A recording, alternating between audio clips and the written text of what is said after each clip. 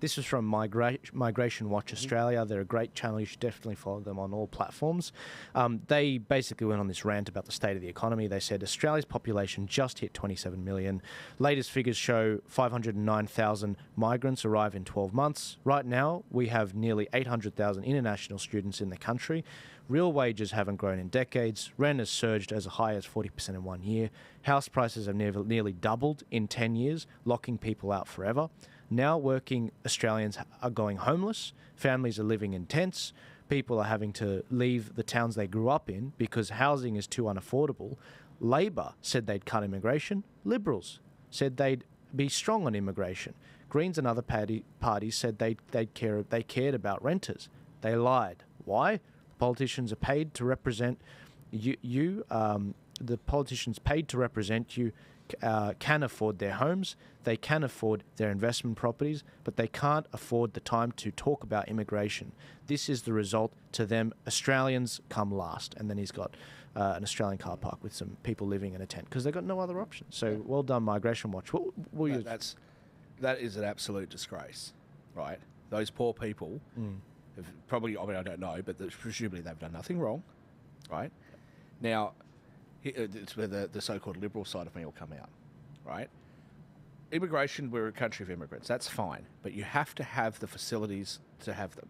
What are they going to do? If they cut immigration, okay, we'll cut it in half. We're going to get 250,000 in the next 12 months. What are we talking about? Yeah. This is outrageous. But the real sad thing about it was a report, again, actually, on the great old ABC earlier this year, that people were so desperate, especially older people who are relying just on the pension, they were so desperate that they were actually skipping meals in order to feed their pets, right? Wow. Now you talk about some like lonely older woman or older man, you know, they've got a cat or a dog, it's their only companionship. And then you say to them, well, why don't you just give the cat up and put it at the cat shelter? But no, like this is the person's only companionship. Can we give our older Australians some dignity? If we can look after all these other people that we're going to bring in, can't we give them some dignity? And then some of them who are waiting for community housing, again, who have done nothing wrong, they listen to government in the previous generations. They listen to government who said that they'd be looked after when they get older. And there's 7 and 8 year waiting list, 10-year waiting list to get into community housing. And then, by the way, if it's government funded housing and it doesn't allow you to have a pet, and you say no to the property, then you don't qualify anymore. You've got to go to the back of the queue.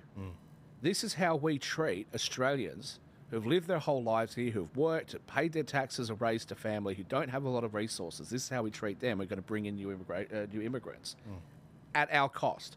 Not immigrants that have come over and self-funded and applied and done, you know, what my mother did when she moved here in the late 70s. No, none of that. No, we're going to just bring them over at our cost, and there's nothing left over for them. And if I can just say one last thing, this is one of the complaints that I've heard in the UK. They're talking about getting rid of or withdrawing the winter tax credit, or the winter the winter fuel payments. The fuel credit for now, oil and. I don't know why Keir Starmer can't understand why there's such an uproar. Don't tell me that the whole of the UK is all of a sudden some right-wing nut jobs. No, you are going to leave millions of families and millions of people in Britain cold because they won't be able to afford it. What are you doing? Of course they're going to resent immigration. And the sad thing is that those immigrants that have come here for a better life from oftentimes some pretty devastating circumstances end up being scapegoated and end up not being welcomed as they otherwise would be. And again, whose fault is it? It's government's. So it exacerbates existing problems. So just to be clear, the winter tax credit, that was the government subsidising to bring the cost of the... I can't remember, is it a tax credit or is it a direct credit? I think it's a direct credit on the purchase of fuel oil and stuff like that. Yeah. Right. And obviously it gets a lot colder there than it does here. I mean, the last time I was in the UK, the sun had set at 3 o'clock. I was on my way from London to Brighton, and it was like 3 o'clock in the afternoon, and it was pitch black outside. Yeah. So, yeah. Especially if you're up in the Midlands and Yorkshire and, you know, up into Scotland, it can be bloody blistering cold for 4 or 5 months of the year. Yeah. Because we don't have those extremes here in Australia, so it hits the Northern Hemisphere harder than what it does us. But we've still got the same problem. You know, you imagine living in a tent, like in that car park in Victoria in the middle of winter, when that wind's blowing from the south and it's icy cold. You know, I complain about it in Queensland being cold, right? But those people there, and What you're are, you, right. what are you going to do if you're the Labor Party? Albo, what are you going to do if that person who's in the tent, gets on their smartphone and has a whinge about things? You're going to shut them down for misinformation, for destabilising comments about the economy or the country? Is that your We plan? halved inflation. That's misinformation. Yeah. We halved We it. halved it. You're wrong. You're not living in a tent. That's bullcrap. Exactly. That's what they'll do. Yeah. It's disgusting. It's disgusting. It makes me homicidal. And that's the thing. You guys have been around longer than I have. You've seen that we can do it. You've seen that you don't have to be involved in politics, that the government generally took care of things 20, 30 years ago, and we're still running on the coattails of that to an extent. But, it doesn't take long to squander it.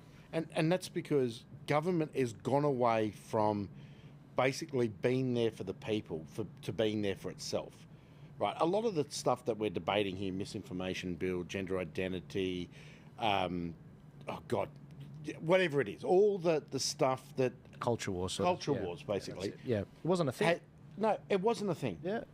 But it wasn't a thing in government. But yeah, people talked about it in the homes and they're freely able to talk about it and they got on with their lives that didn't do it. But as soon as government gets involved, people then defer, government's got to solve it. Yeah. The minorities step up, they've got to solve it for me, I'm discriminated against this, that, and the other. No, piss off. Yeah. Right, let's get back to the basics. Let's get back to looking after our country. Like 27 million people up there in a country that's the size of the USA with 400 million people in it. Yeah. Right? Yeah. The reason a lot of our infrastructure is shit is because we've got 27 million people. Problem is, we're probably at the point where our infrastructure can only support 25 million. It's not a question of big Australia, little Australia or whatever. It's a question of, can we sustain the population? Oh, look, I think we can actually. Personally, I do think we can, and even if we restricted immigration, our population would still increase over time, right? But I do think we would have the capacity to be able to do that. But the problem is that, like you just said, we're going to sit here and talk about misinformation bills, culture stuff, and the rest of it. We could sit here instead, which is our area of expertise, and say, right, what do we want to do to increase the economy? What are the good jobs that we can bring back to this country? What are some of the policies that we'd like to see to make it easier for small businesses to start up? Look, registering a business here, very, very easy to do. Getting bank accounts, very easy to do compared to internationally, right? There are a lot of pluses, but there are also some negatives and things that hold us back. And I don't understand why politicians don't actually want to speak to people like us and say, hey, like what is it that you guys think would be helpful to bringing more businesses in? Yeah. We don't have it. Now, Kerry Packer once said at the inquiry, right? 1991 inquiry. I think it was 97. I think I was about 12 when I watched it. I think it was 97. Infamous. Hilarious. He made the comment, I think the most popular comment was that, of course, I minimise my taxes. Anybody who does it needs a head read because it's not like you're spending so much, setting it so well, I should donate extra.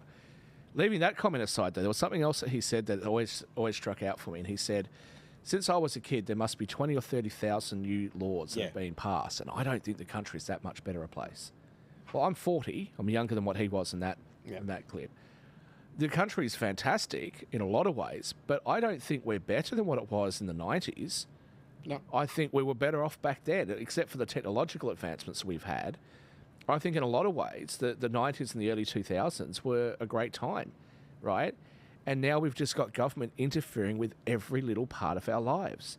And like Albo's thing saying, oh, hey, I want to restrict social media use for young people because I want to see them out playing in the park and out, playing netball or volleyball or whatever he said.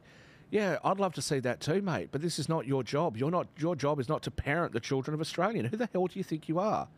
I can remember... Right? You've got some of these inner-city Melbourne and inner-city Sydney people that vote for you all the bloody time, who live in apartments. What do you want them to do with their kids? Sorry, okay. I can remember having a conversation with an elected member on a federal level, and I said to him, why don't you just go to Canberra and do nothing?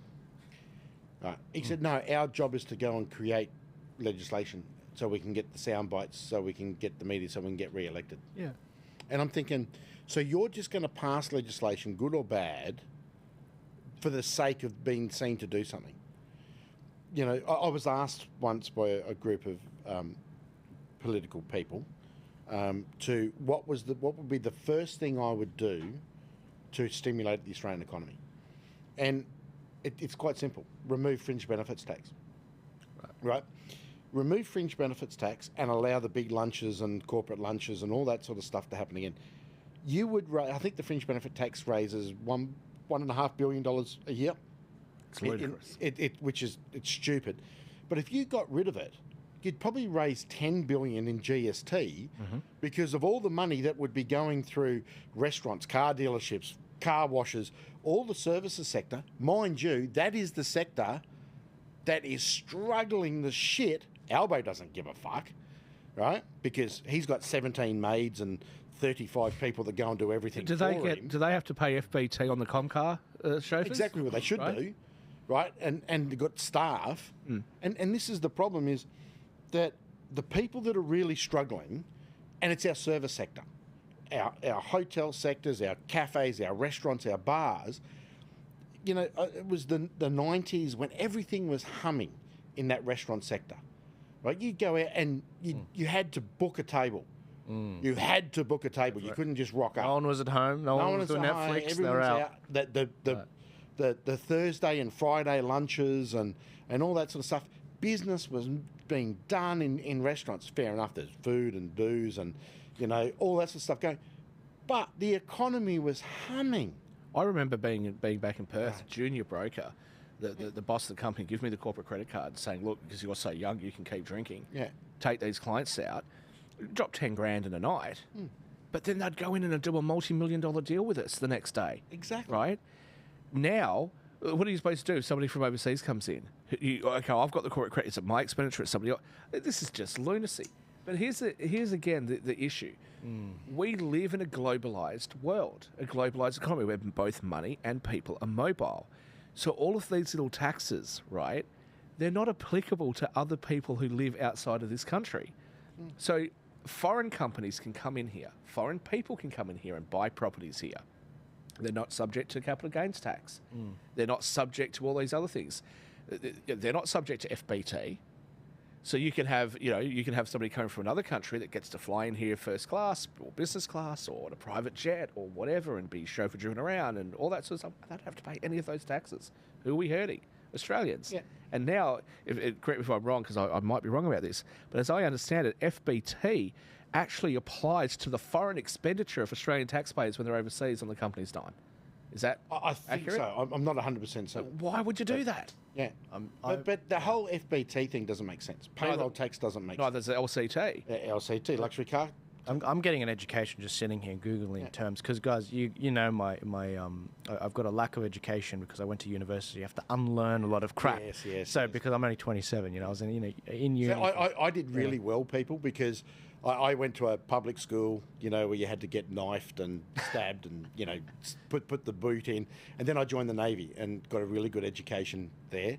And I missed university and I missed all that disinformation era. But you've been out there. The life is the best teacher, 100%. And experience and failure are the best teachers. And so when you're talking about fringe benefit tax, I'm like, I've heard of it. I vaguely remember what it was. I Google it, and I'm like, these people are nuts. Are you serious? Yeah. So the employer assesses what the value of these fringe benefits are.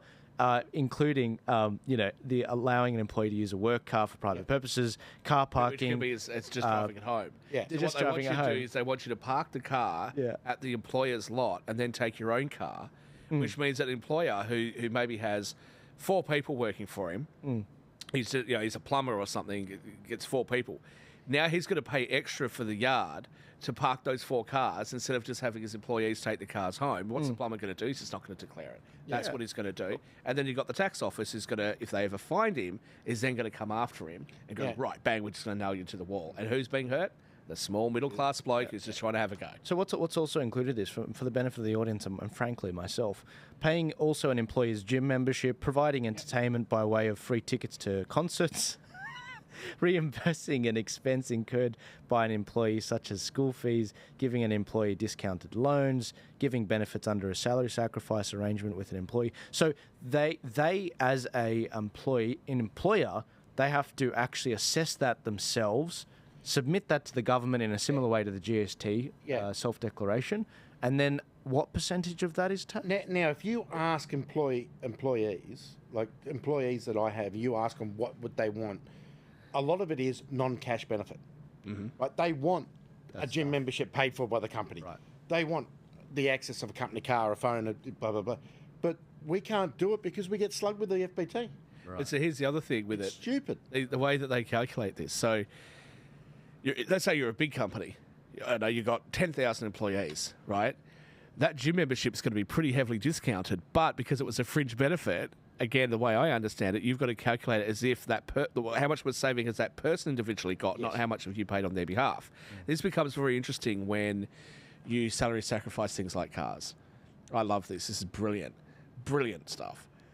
Why don't you, if you're going to let people salary sacrifice, why don't you just let them deduct it straight off their tax returns? But no, they've got to go through a provider. Now, what the provider does, all the providers that I've come across, there could be some exceptions, the provider charges a much more significant interest rate than the going rate. So you might qualify for an interest rate at 5%, but they'll slug you at 12%, right? So because they've done that money is then coming out of your pre-tax income. You then have to pay fringe benefits tax on the alleged saving, but you're not actually saving anything because of the higher interest rate. So now you're in a worse position than what you were had you not entered into that arrangement in the first place. What a win for Australian workers. Now, if the government wants to do something for workers, how about these ideas? Long service leave, why don't you allow that to accumulate in a separate account where the employer just pays it into a separate account so that those people can move jobs? So that when people first start off in life and they're 15, they're working at Macca's, and they get to 20 and they're working at a bar part-time, or they work at university, they're studying at university or whatever, that all of that time can accumulate, just like their sick pay. Why don't we allow them to do that? The construction industry, especially in Queensland, does that. If it's a good idea that was fought for by the unions, and it was a good idea, which I think it is, why not allow that to happen for everybody? Right? The other one that I'll say in taxes is small businesses. The hardest time for small businesses for them is when they start up. The first 3 to 5 years, they almost all fail. Now, one of the things that they do is they make you deduct your original investment into those businesses over time.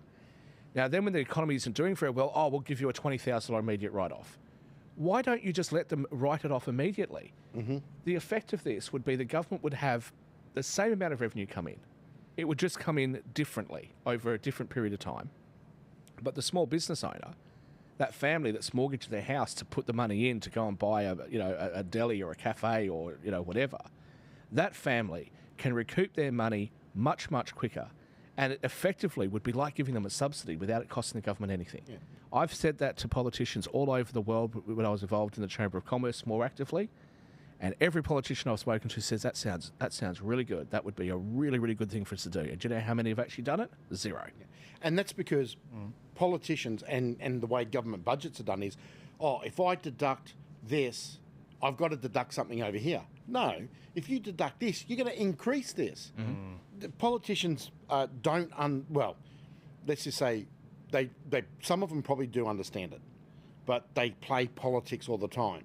And in doing things like getting rid of FBT or getting rid of all that or changing the way that deductibility is done for small businesses, revenue would come in from different spaces, but because it's not quantifiable, they don't put it into their budgets and that.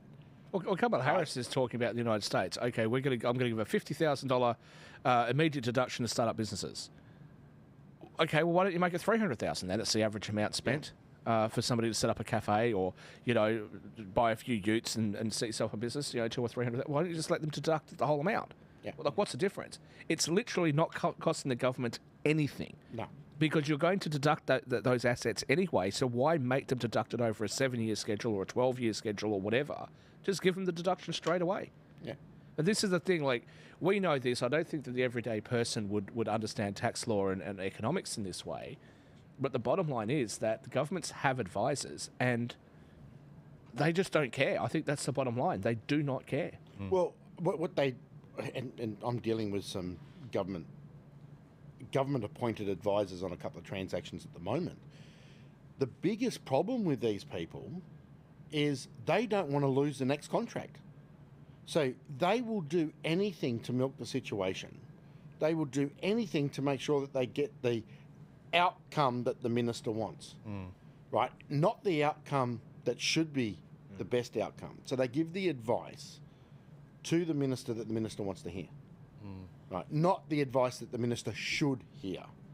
And that's because self-interest at the moment inside the entire swamp, right, that is our government systems, and this is council, state and federal level.